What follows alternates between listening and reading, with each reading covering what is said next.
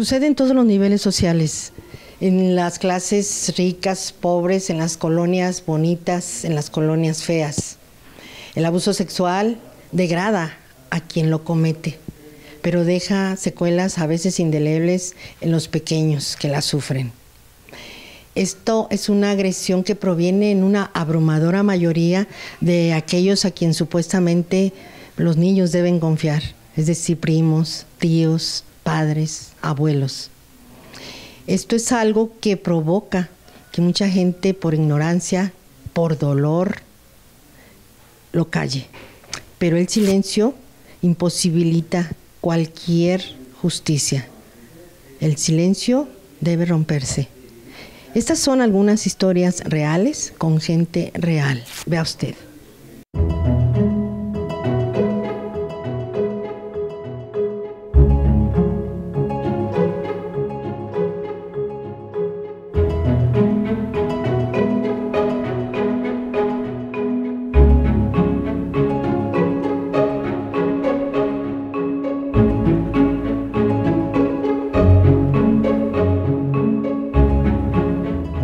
La violencia sexual se equipara a las secuelas que deja el haber estado en procesos de guerra y de tortura particularmente, porque no tienes control sobre el daño, ¿no? Y la resistencia que puedas hacer no funciona porque estás en manos del control de alguien más, ¿no?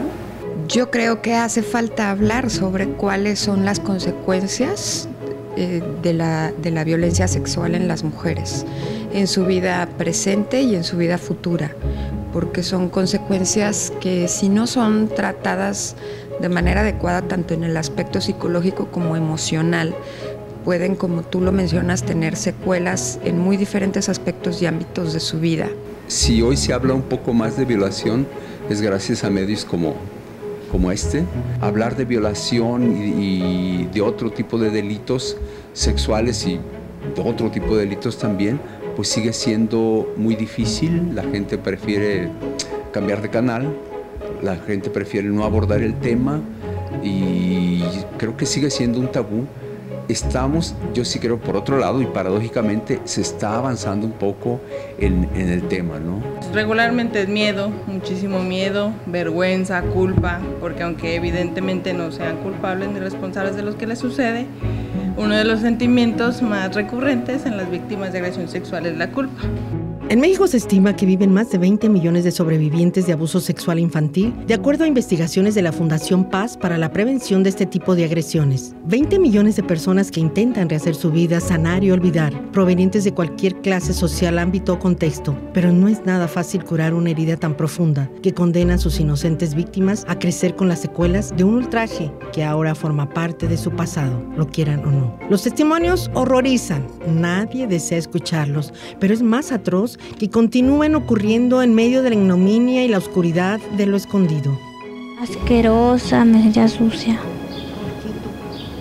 Porque sentía suciedad en mí. Y por eso en mi casa me bañaba más de 6 veces. Diario. Hasta la fecha sigo teniendo como miedo a que me vuelva a aparecer y pues yo era de las personas de querer irlo y a matar por resentimiento a lo que me hizo. La psicóloga me ponía a hacer dibujos y pues cosas y un día me preguntó que si no habían abusado de mí y yo le contesté que no y me preguntaba y pues yo le decía que no, hasta que pues no sé, un día no aguanté y me dijo y pues yo le tuve que decir que sí. Y me preguntó que quién lo había hecho. Y pues yo le conté todo. Me sentí así como muy sucia. De hecho, no sé, traté de bañarme varias veces porque me sentía tan sucia. Y al principio, cuando llegué aquí, no fue nada fácil el acercarme a un hombre. Me daban miedo. A mí me decían, así como me quitaban primero la ropa, no iban con mi hermana y hacían lo mismo, pues ella tiene una afección ahorita. La Organización Mundial de la Salud explica que la sexualidad es uno de los aspectos centrales de la existencia humana, esencia que determina lo que somos y cómo interactuamos con los demás. Se define durante la infancia y se afianza en la adolescencia. Está íntimamente relacionada con la identidad de género, la reproductividad, el erotismo, el establecimiento de vínculos afectivos, uno de los aspectos claves para vivir plenamente. Por eso es que la violación es una de las formas más crueles de sometimiento. Un brutal y desquiciado mecanismo de poder. Yo lo viví cuando tenía 5 años. Pues yo me sentía mal porque desde ahí mi mamá me empezó a decir que era mi culpa y que pues haberme largado con él, con mi abuelita. ¿Tú te sentías culpable? Sí. Pues hay políticos, hay profesores, hay sacerdotes, hay papás, tíos, padrastros, sí. O sea, sí, quien tiene más poder lo ejerce, simplemente. Coincido con algunos informes que se han elaborado por parte de ONU Mujeres en donde indican su alta preocupación en el país por el aumento de los casos de violaciones sexuales, sobre todo a niñas y adolescentes.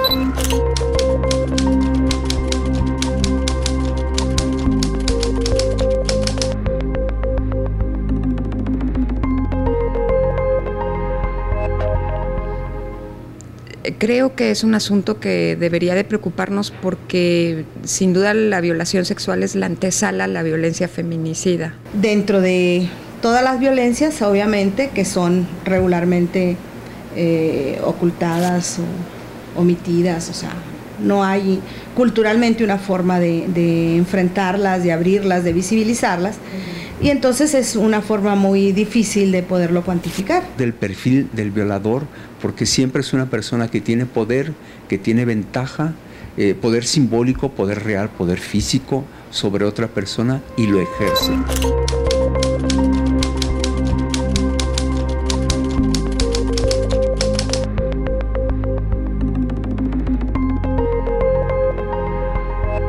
Es necesario que haya un discurso sobre este tema y que se rompa de una vez por todas con estos tabúes. En 2016, la Fiscalía General del Estado abrió 2.344 carpetas de investigación por abuso sexual infantil, de acuerdo a sus propios datos. De todos esos casos, solo se obtuvieron 86 sentencias condenatorias. Y estamos hablando únicamente de aquellos que se atrevieron a denunciar y cuya acusación se concretó en un caso penal. Especialistas y distintos organismos estiman que alrededor del 90% de los ataques no llegan a oídos de las autoridades y quedan enterrados bajo el silencio y la incomprensión.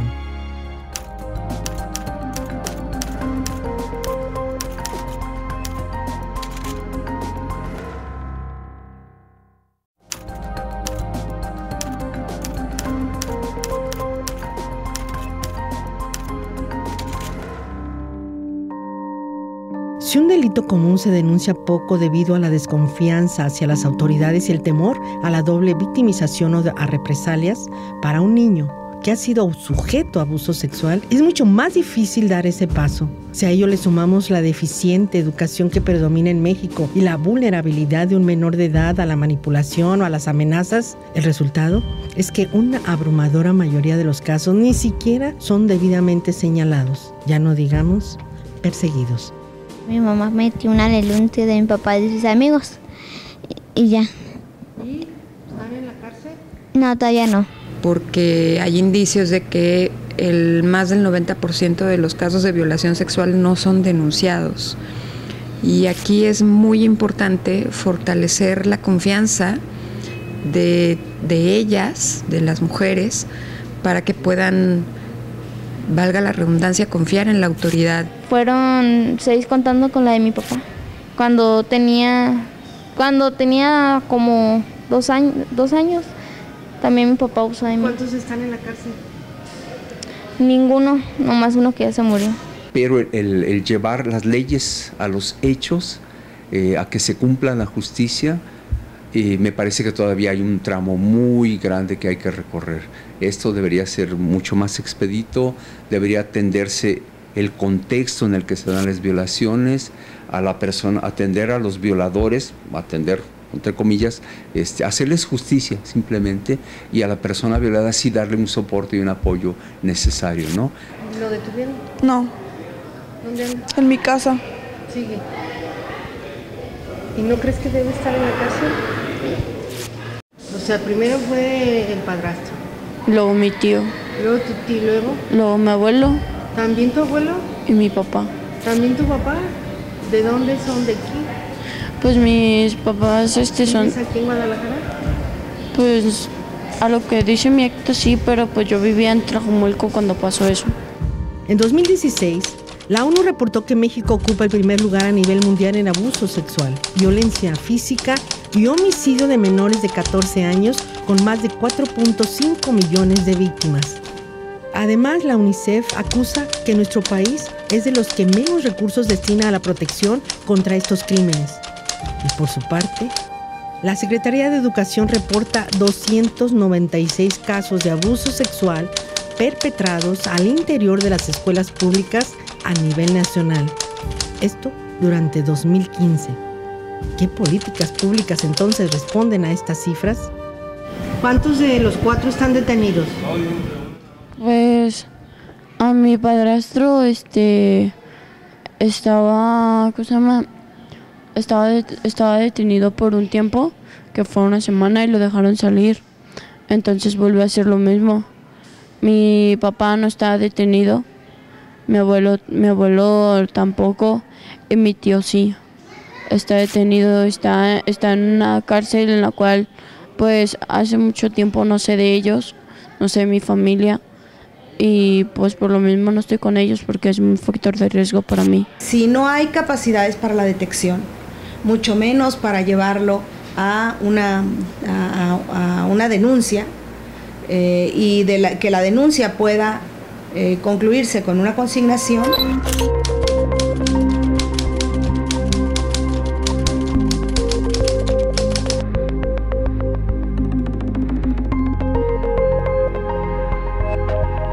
Entonces, mucho menos es que tenga las posibilidades de una atención a las víctimas, ¿no? Es necesario que haya un discurso sobre este tema y que se rompa de una vez por todas con estos tabúes, ¿no? Me parece que eso no hace bien a una ciudadanía ni a una sociedad del siglo XXI. Apenas lo estoy trabajando porque no lo quería trabajar eso. ¿Me daba miedo hablar? Me daba miedo que me juzgaran. ¿Qué te qué? Juzgaran. ¿Quién? La familia. ¿De dónde? No, pues ellos. Mi familia de aquí.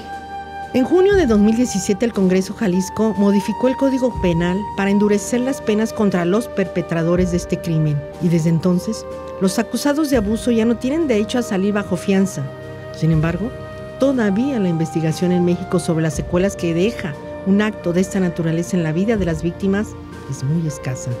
Una cicatriz, cuando ya no sanó, nos quedó una huella, pero ya sabemos que sanó, ya no va a sangrar esa cicatriz. Y en cambio una cicatriz, digamos, psicológica de este tipo, exactamente, no sabemos, si no la solventamos bien, si no vemos la cicatriz ahí, si no sabemos cómo manejarla, va a salir, ¿no? Porque al final de cuentas una mujer que ha sido violada tiene secuelas que son muy difíciles de atender y de superar con el tiempo. Generan toda una serie de miedos, por ejemplo, a salir, a estar solas, o miedos hacia las personas que pueden llegar a ser sus parejas. Pueden tener ellas conductas agresivas, depresión, ansiedad.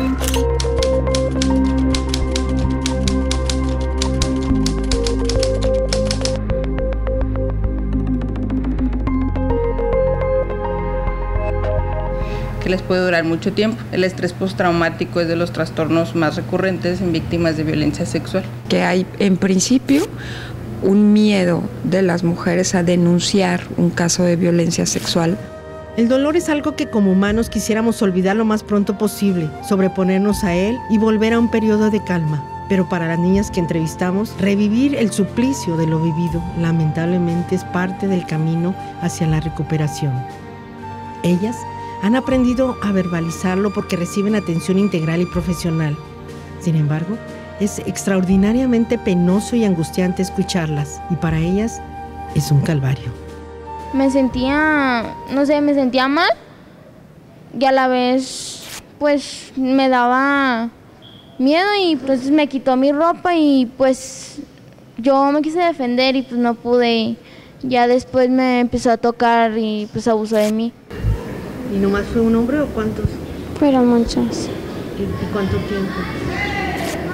Desde los 11 años duraban vendiéndome. O sea, de los 7 a los 11, ya de ahí te trajeron para acá. O sea, que estuviste 3 años. Sí. No sé, me empecé a sentir mal por mí misma y empecé a alejarme yo de las personas. Me hice una persona muy antisocial. De hecho, pues hasta ahorita se me dificulta a mí el socializar mucho con la gente, ya que les tengo miedo a algunos, más a los hombres. Me sentía como sucia y alejada y así, pues no buscaba con quién hablar porque alguien me abrazaba y yo me alejaba y no sé, y más bien una mujer o un hombre y me alejo y así, me sentía como sucia y así, me daban un beso y me lo limpiaba. Vivimos en un contexto todavía machista y conservador donde el sexo es un tabú, algo que ocurre en la oscuridad y a escondidas, como el abuso mismo. Una cultura del no lo digas si no pasa nada, pero sí pasa y hay que decirlo. Por ello, lo primero tal vez es mantenerse alerta, identificar las señales y los posibles perpetradores, pues pueden estar más cerca de lo que imaginamos.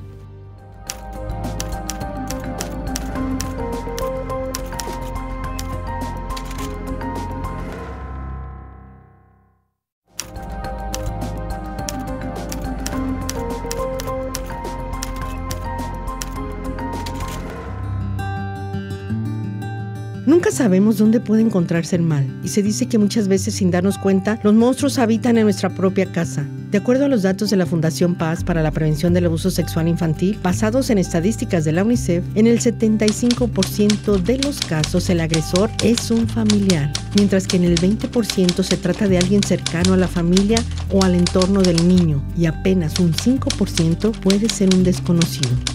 Los registros lo señalan. Los testimonios lo demuestran. También mis 2 primos también abusaron de mí. Ellos tienen 15 años los dos. Ellos abusaron de mí también. Porque abusaban de mí y no pude hacer nada, me abusaban desde los 5 años. ¿Quién? Mi abuelito y mi hermano que se abusaba de mí. Mi papá me vendía y así, y los señores me hacían lo que quería. Me sentía rara, extraña. Mi tía cobraba el dinero y mi tía le daba el dinero y así se compartían el dinero. ¿Ya están en la cárcel? No, todavía no. ¿Cuánto llevan aquí ustedes? 4 meses. O sea, le llevo, todavía no me siento muy bien, que digamos, pero sí me ha costado. Porque si te pasaba a ti, yo creo que hay otra niña, ¿no? Sí. ¿Viste algo otra niña? A mis primas. ¿También? ¿Y ellas no están aquí? No. En muchos hogares, a veces sin tener conciencia de ello, la propia familia genera una especie de caldo de cultivo para el abuso y su impunidad. La falta de una educación sexual apropiada, una comunicación deficiente o rota entre los integrantes, una baja autoestima, carencias afectivas, una dinámica autoritaria y patriarcal, son factores que, de acuerdo a los especialistas, vulneran al menor y le obstaculizan la posibilidad de denunciar en caso de ser víctima. Encontramos un ambiente en el mismo sistema de justicia que revictimiza a la víctima, para empezar, ¿no? Y hay una serie de obstáculos y dificultades para que la justicia sea, como dicen, pronta y expedita, ¿no? Y entonces, cuando eso no sucede, pues entonces se empieza a callar, se empieza a silenciar también, y el silencio no es bueno para nada.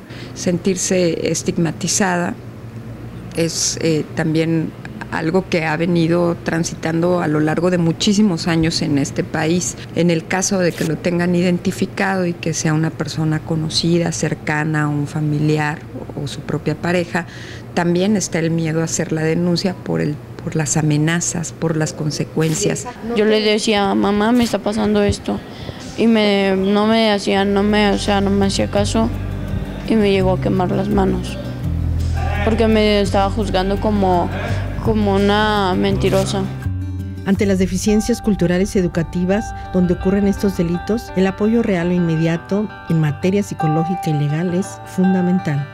Organismos como la Red por los Derechos de la Infancia en México indican que el primer paso es acudir con un especialista médico o psicólogo y después ir al Ministerio Público, donde los agentes tienen la obligación de actuar de forma inmediata y atenta, garantizar la integridad física y psicoemocional del menor, remitirlo a las instituciones competentes para su oportuna atención y cuidado, y localizar enseguida al presunto agresor para citarlo a declarar.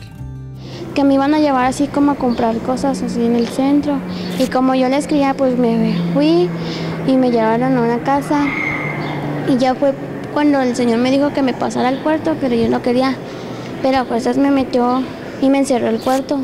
A mí me abrazaban y no era para mí nada grato el poder soportar ese abrazo. Mucho más relajada, ya no siento la misma tensión que sentía al hablarlo, al expresarme con las personas. Ahorita ya me puedo expresar de una manera correcta. Mamá, quiero estar contigo, no me dejes sola, yo te necesito a mi mamá Adriana. Quiero estar con ella, no quiero que me separen de con ella. ¿Con quién quieres estar? Con mi mamá Adriana. En el bosque del Centinela, ¿lo conoce? Pues ahí estuve y pues... ¿En la noche? En la noche.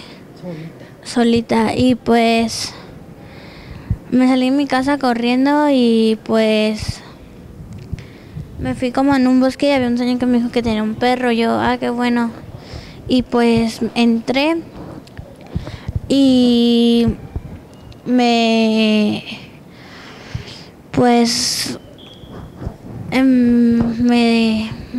empezó a violar. Al final de cuentas lo metieron a la cárcel, mi papá. Bueno, ¿Lo metieron? Lo metió mi papá. ¿Sí lo metieron? Qué bueno, ¿no ha salido? No sé. A mí abusaron de mí. Desde los 7 años mi papá me empezó a vender con sus amigos. Ante el alarmante incremento de casos que se han reportado en México durante los últimos años, en marzo de 2016, el Congreso de la Unión declaró el 19 de noviembre como el Día Nacional contra el Abuso Sexual Infantil, para generar conciencia sobre el tema y también con la intención de que se hable abiertamente sobre un crimen que precisamente se alimenta del silencio. Hablar de estos temas, porque además hablar también es educativo.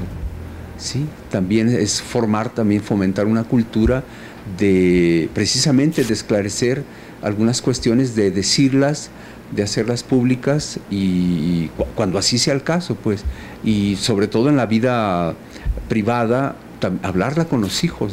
Incluso cuando algunas familias se atreven a establecer las denuncias por alguna presunción de un caso de violación y demás, terminan diciendo, bueno, pues si lo que pasa es que la niña coqueteaba o la niña lo provocaba. O sea, desde esa visión, el hecho de culpabilizar a los menores porque se haya dado lugar a algún tipo de hostigamiento o la propia violación, es que no estamos entendiendo el fenómeno como tal, ¿no?